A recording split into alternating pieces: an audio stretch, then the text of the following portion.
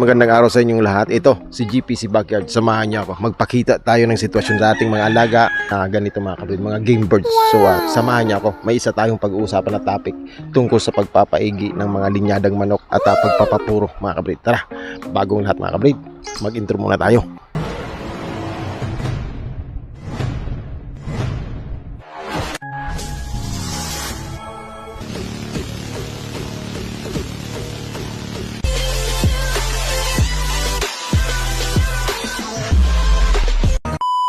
Ang video na ito ay patungkol lamang po sa pag-breed, pagpapaigi at pagpapapuro ng mga linyadang manok. Kung paano natin sila inaalagaan,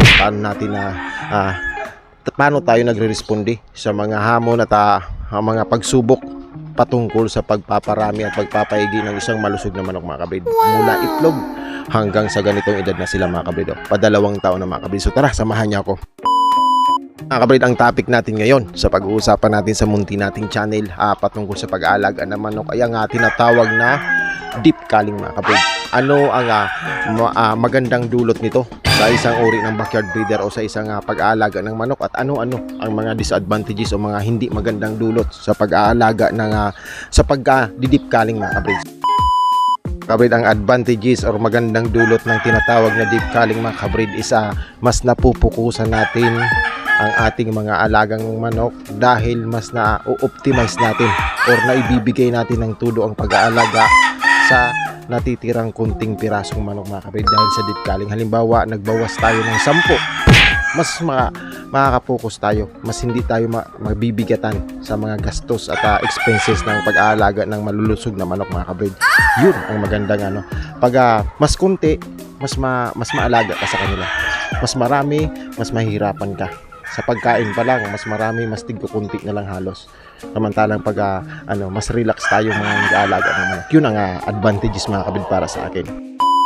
Ang disadvantages naman mga kabrid, or hindi magandang naidudulot nito base sa experience ko mga kabrid, isa nawawalan ka na ang konting alagang manok mga kabrid as yung resources mo or selection mo mga kabrid sa sa pag-aalaga ng maayos na manok or may matataas na linyada mga kabrid, ang choices mo is lumiliit. So, yung saklaw ng pagpili mo ng magagandang manok is lumiliit dahil kunti lang ang pagpipilian mo.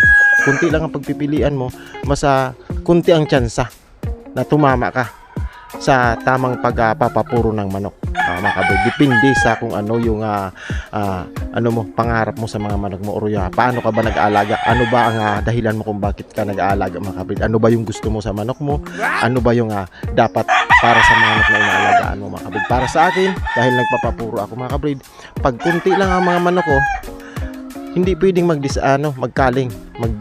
culling mga kabrid kasi kunti na nga lang sila. Paano tayo makakapagsilik ng ang maayos naman kung kunti lang ang pagpipilian natin mga kabrid? Ganun ang disadvantages naman mga kabrid, na mas kunti, mas maliit ang kakayanan mong makapagpapuro ng manok mga kabrid dahil kunti lang ang pagpipilian mo mga kabrid. Ganun ang disadvantages sa atin ng deep culling mga kabrid.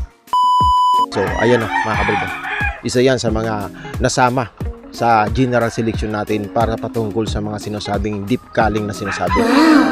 Ginagawa natin ito yearly dahil yearly naman tayo nagbe-breed. Ang sistemang ito ay ang pagpili ng mga sinasabing less na mahalagang manok mga kabrid. Bali, selection ito.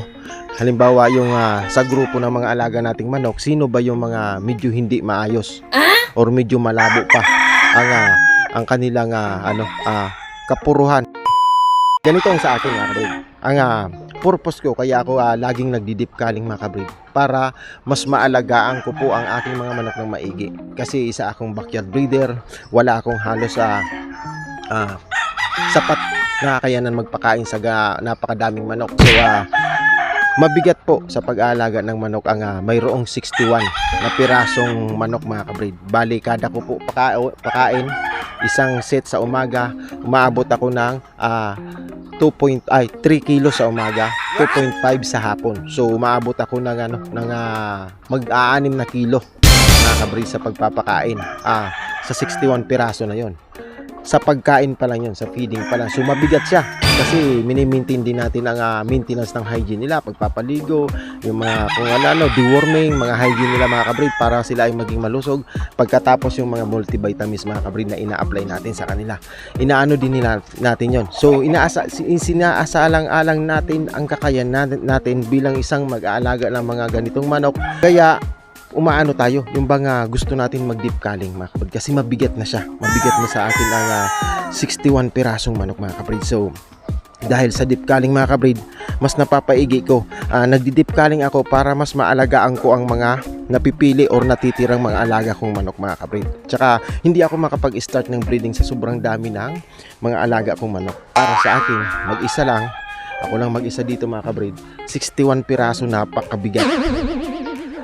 Magpakain ako nito mga kabreed, kung namamalo sila lang, kung magpakain ako sa kanila is matagal-tagal, kasi tamo naman yan, ilan piraso yan, andun sa kakabila yung taas. So ang deep culling mga kabreed, babawasan mo sila para mas maalagaan mo ang matitira mga kabreed. Pipiliin mo ngayon yung kung sinasabi nilang hindi maayos or pangit or may diferensya or class B mga kabreed na mga selection mga kabreed, kasi dapat sisiw habang nag-aalaga ka, nagmo-monitor ka para sa seleksyon. Sa akin mga kabreed, pag nag-aalaga ako or nagbe-breeding ako ng manok, ang hinahanap ko sa kanila na linalagay ko sa aking isipan is yung disadvantages nila. Para sa mga paglaki nila, alam ko na yung history nila. Ay ito, nagkasakit ito, class B ito, ay ito, ano to, ang ugali nito ganito, class B ito, ay itong inahin na ito, isa, marami mang itlog, may standards tayo, hindi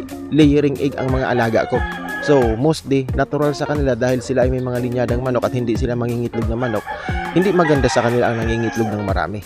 Ganun ang mga sistema ko mga simpleng standards at panuntunan ko kung bakit ako nagkakaroon ng deep culling at minsan kung bakit epektibo ang mga deep culling sa pagpapaigi ng manok mga kabreed. Tandaan nyo, ang manok ay depende sa pangarap ng isang mag-aalaga kung ano ang gusto niya.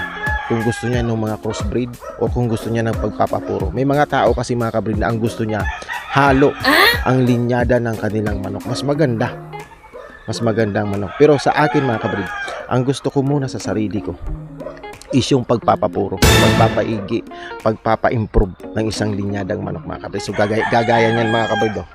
Isa siyang product or offspring ng 4 na taong pabalik-balik na inbreeding. So ganyan sila, puro yan lahat sila mga kabreed. Ito lang ang crossbreed mga kabreed na Boston sweater galing sa kaibigan natin si Sir Skettle. Ito na yung napalabas natin mga kabreed. Isa siyang crossbreed. Wow. Mga kabreed. Ang tingnan mo, ang ganda ng mga crossbreed. Yun ang hinahanap ng ng ibang mamanok. Yung beauty na sinasabi. Yung outcome or panlabas na anyo. Magaganda ang crossbreed. Tamo yung ng crossbreed yan ang crossbreed, isa yan ang ganda ng tayo, malalaki, magaganda balahibo sila yung mga crossbreed. Tingnan mo yung itsura ng inbreed, suwangit mga kabreed yan. Ano yung balahibo, hindi magandang tingnan, sila yung mga inbreed, lalo na pag mga continuous inbreed na sila, yung mga hanggang sa lulo sa tuhod na, apo sa tuhod na, yun ang pinagapaparis po mga kabreed. Ito naman po yung isa natin is isa na naman itong crossbreed mga kabreed. Tamo, ang layo ng diferensya ng ganda pagdating sa hipo or balahibo ng isang manok na crossbreed at isang manok na inbreed. Kaya nga mostly mga kabreed na makikita nyo sa mga nag-share ng manok, kung saan ang gusto nyong manok, pag tinanong mo yan, isa yang crossbreed na manok. Kasi mostly yung mga sa expo or something na dyan, yan, iba yung sinasabi nilang ng halaga ng manok na pang breed tsaka halaga ng manok na pang crossbreed na galing mga kabreed. So alam niya, kailangan alam nyo bago kayo pumunta sa mga ganun mga kabreed. Para sa akin ilagay nyo muna, tanongin nyo ba sa sarili nyo kung ano yung mga kailangan nyo. Kailangan nyo ba ng pampalahi kasi gusto nyo mag-alaga ng manok, or kailangan nyo ng yung mga mayroong magagandang manok sa iyong backyard mga kabreed. So ito, tanong mo to, isa siyang katas ng inbreed mga kabreed. So suwangit ang baba, kasi alam nyo naman sa inbreed, pag naintindihan mo yung salitang inbreed or pag-aalaga ng sistema ng pag-aalaga ng manok na inbreed, ganyan ang magiging. Susuwangit ng susuwangit ang mga alaga mo at bababa ng bababa, mga kabrid. Pero pag ang improvement naman, pag nakuha mo naman ang improvement, halimbawa mula nito, kilso, hindi porke pula yan, mga kabrid, hindi porke pula yan, hindi maglalabas ng puti yan, mga kabrid. Kasi ang pinakalinyada niyan is white kilso. Yung white kilso ang linyada niyan. May kapatid na yan, puti 4. Kaya tumigil na ako, magpapahinga ngayon ako sa pag-i-inbreed, sa pagbi-breed. Tumigil na ako kasi kailangan kong pumukus, mga kabrid, sa pagmumonitoring. Kaya from 61 piraso, itong ginawa kong deep culling or pagpapaigi ng linyada, naging 51 na lang sila. Binilang ko sila kagabi, naging 51 na lang sila. So 10 ang naalis natin ng mga inahin, mga kabrid. 10, kunti na lang ang inahin natin. Hindi tayo manghihinahin sa kunti ang inahin kasi nakuha na natin ang pinaka puti galing sa ganito na lahi, mga kabrid. Nakapagpalabas na tayo ng 4 na puti. So katas yun ng matinding pagtsatsaga, mga kabrid, matinding pag-aalaga dahil napakahirap ng prosesong inbreed ang sistema pa, mga kabrid. Itong mga crossbreed, mga kabrid, hindi ko yan masyadong ginagamot o inaalaga ng maayos. Winiwisik-wisik lang nila ang kanilang mga halak at sipon. Samantalang po sa inbreed na mga sisiw, mga kabrid, halos tabihan mo, halos bantayan mo sila 24 oras, lalo na dun sa mga puntong ano talaga sila, napaka fragile ng kanilang kalusugan, mga kabrid. Hindi nagkasakit yan, mga kabrid. Hindi nagkakasakit yan. Walang dinanas na sakit yan. Samantalang ito, sisiw pa lang. Ang natin, tolerance natin sa pag-aalaga sa mga ganitong manok iba. Alam niya ng mga mag-aalaga ng manok. Kaya mostly sa mag-aalaga ng manok na nagpapa-improve ng mga ganito, mga kabrid, ayaw nila ng inbreed. Kasi nadidismaya sila dun sa losses. Napakadami kong losses, mga kabrid, sa inbreed. Kasi kunting halak lang, goodbye Philippines na. Samantalang yan, kung ilan ang napasisi mo hanggang paglaki, yung percentage ng losses halos wala nga, mga kabrid, yung mga crossbreed. Deep culling tayo, deep culling para mapaigi ang kalusugan ng manok, deep culling para ma-purify ang mga lindyana, masilik mo talaga or matira talaga ang mga sinasabi nating matataas na antas, magagandang lahi, magagandang manok, malulusog na manok. Ano yan, mapapaigi mo yan pag nagdi-deep culling ka, mga kabrid. So nag-aalaga tayo ng manok para sa malulusog nilang pangatawan at nag-share tayo ng experiences and idea. So sa mga gustong may katanungan dyan, mga kabrid, may katanungan kayo sa pag-aalaga ng manok, may katanungan kayo kung paano yung ganito, may katanungan kayo kung ano ang experience ko sa ganito, at kung bago ka, gusto mo mga ganitong klaseng video, mga kabrid, comment down below, mga kabrid.